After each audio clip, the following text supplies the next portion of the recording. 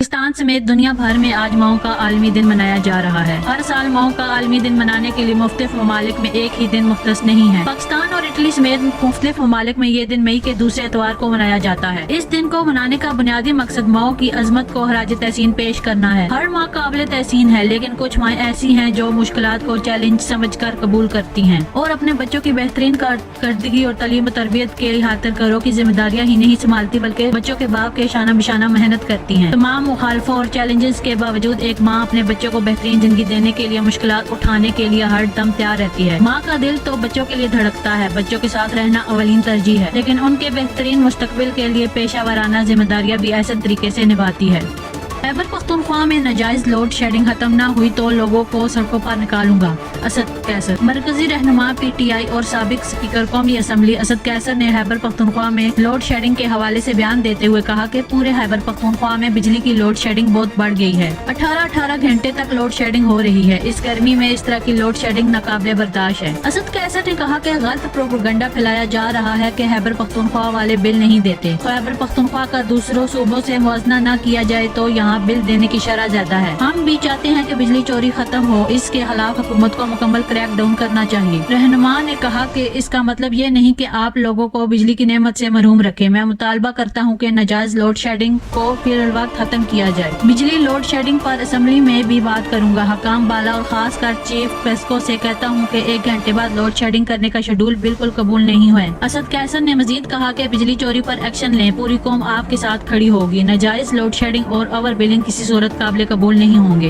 अली अमीन गंडापुर और फैसल करीम कुंडी सास बहू की तरह लड़ रहे हैं। JUI फे रहनुमा हाफिज हमदुल्ला ने अपने बयान में कहा है कि अली अमीन गंडापुर और फैसल करीम कुंडी सास बहू की तरह लड़ रहे हैं। कौन कसूरवार है, कौन नहीं, ये बताया जाए। लड़ाई किस चीज पर है? हाफिज हमदुल्ला ने कहा कि इक़्तिदार की लड़ाई तो नहीं, क्योंकि दोनों अहम ओहदों पर विराजमान है। लड़ाई इख्तियारात पर है, तो ना सास और ना बहू के पास है। अपने आप पर नहीं, KP के अवाम पर रहम करें वरना घर जाएं। अली अमीन गंडापुर और फैसल करीम कुंडी के दरमियान पिछले चंद दिनों से एक दूसरे के खिलाफ बयानबाजी जारी है। 2 रोज कबल वज़ीर आला KP ने अपने एक बयान में गवर्नर KP को खिताब करते हुए कहा कि आप गवर्नर राज लगाएं, हम गवर्नर हाउस पर कब्जा कर लेंगे। गुज़िश्ता रोज रद्द अमल में फैसल करीम ने कहा कि गवर्नर हाउस पर कब्जा करना है तो आ जाओ, खुद को आजमा लो। इस्लामाबाद में भागने के लिए हाईवे मिल गया था, लेकिन यहाँ नहीं मिलेगा। आज अली अमीन गंडापुर ने फैसल करीम को मुखातिब करते हुए कहा कि अपनी औकात में रहो। गवर्नर हाउस को वर्षा करार देकर 2 कमरों में मुंतकिल कर दूंगा। उन्होंने कहा कि वार्निंग दे रहा हूँ, गवर्नर का आईनी ओहदा है, सियासी बातों से परहेज करें। इस बार जवाब नहीं दे रहा, अगर जवाब दिया तो फिर शिकवा नहीं करना। अली अमीन गंडापुर ने कहा कि इस बार छोड़ रहा हूँ, दोबारा नहीं छोड़ूंगा। आपकी गाड़ी का तेल मेरे बजट से जाता है, गवर्नर हाउस आपकी मालिकियत नहीं है।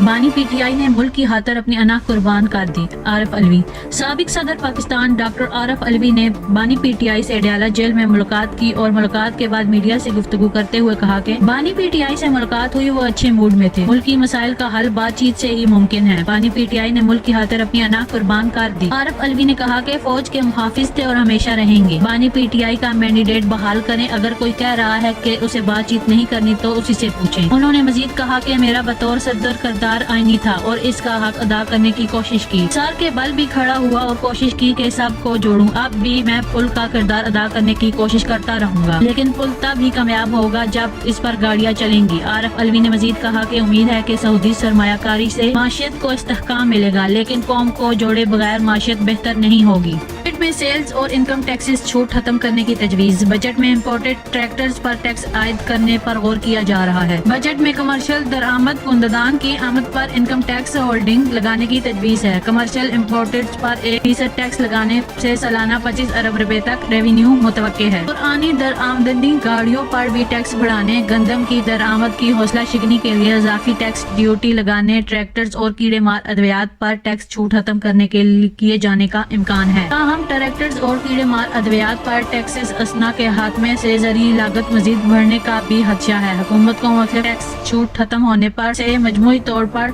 30 अरब रुपए रेवेन्यू हासिल होने की तवक्को है। आजाद कश्मीर की बिगड़ती सूरत हाल पर PPP और PTI का ज़ाहिर तफ्तीश। पाकिस्तान पीपल पार्टी के आजाद कश्मीर के सदर चौधरी यासीन ने अपने एक बयान में आजाद कश्मीर के मुजाहिरीन पर ताकत के इस्तेमाल की मुखालफत कर दी। उन्होंने कहा कि गिलगित बल्तिस्तान में आटा और बिजली सस्ती है तो आजाद कश्मीर में क्यों नहीं نہیں ہو سکتی۔ انہوں نے کہا کہ یہ المیہ ہے کہ وزیر اعظم آزاد کشمیر اپنے آپ کو عقل کل سمجھتے ہیں، جس کی وجہ سے آج ریاست اور عوام آمنے سامنے ہے۔ سب انسپکٹر عدنان کی شہادت اور مظاہرین پر تشدد دونوں ریاست کا نقصان ہے۔ پیپل پارٹی عوام پر تشدد اور گرفتاریوں کی شدید مذمت کرتی ہے۔ انہوں نے کہا کہ پیپل پارٹی حکومتی پالیسی کو یکسر مسترد کرتی ہے اور مطالبہ کرتی ہے کہ مظاہرین کے مطالبات کو منظور کیا جائے۔ پاکستان تحریک انصاف نے آزاد جموں کشمیر میں تیزی سے بگڑتی ہوئی صورتحال پر تفتیش کا اظہار کرتے ہوئے کہا کہ ساکھ، صلاحیت اور عوامی تائید سے محروم حکومتیں ملک کو قوم کے لیے ایک وبال کی صورت اختیار کر چکی ہیں۔ ماورائے آئین طاقت کے استعمال اور آمرانہ طرز حکمرانی پورے سماج میں کشیدگی اور انتشار کا پیش خیمہ بن رہی ہے۔ ترجمان تحریک انصاف نے کہا کہ کشیدگی اور تشدد کی جانب مائل ہونے کی بجائے عوام پر امن احتجاج کے جمہوری حق کو اپنی طاقت بنائے۔ ریاست کو ہارس ٹریڈنگ یا فارم 47 زدہ حکمرانوں کی نااہلی کی بھینٹ چڑھنے کی بجائے عوامی مینڈیٹ اور قانون کی حکمرانی کو ملکی نظام کی بنیاد بنایا جائے۔ دنیا میں سب سے زیادہ لوگوں کا قتل عام امریکہ نے کیا، سابق امریکی جنرل کا اعتراف۔ مشرق وسطیٰ کی صورتحال سے متعلق ایک کانفرنس میں بات چیت کرتے ہوئے سابق امریکی جنرل مارک میلی نے کہا کہ تاریخ میں امریکہ اور اسرائیل نے زیادہ لوگوں کا قتل عام کیا ہے۔ دنیا میں سب سے زیادہ مسلمانوں کی ہلاکتوں میں امریکہ ملوث ہے۔ مارک میلی نے اپنی بات آگے بڑھاتے ہوئے کہا کہ امریکہ نے صرف عراق میں 10 لاکھ افراد کو قتل کیا۔ امریکہ ایسے بے گناہ مرد، خواتین اور بچوں کو موت کے گھاٹ اتار رہا ہے جن کا اقتدار کے ایوانوں سے کچھ لینا دینا نہ تھا۔ امریکہ نے یہ تمام قتل عام جنگ عظیم دوم کے بعد کیا۔ امریکہ دنیا میں جنگی جرائم کا سب سے زیادہ مرکب ہے۔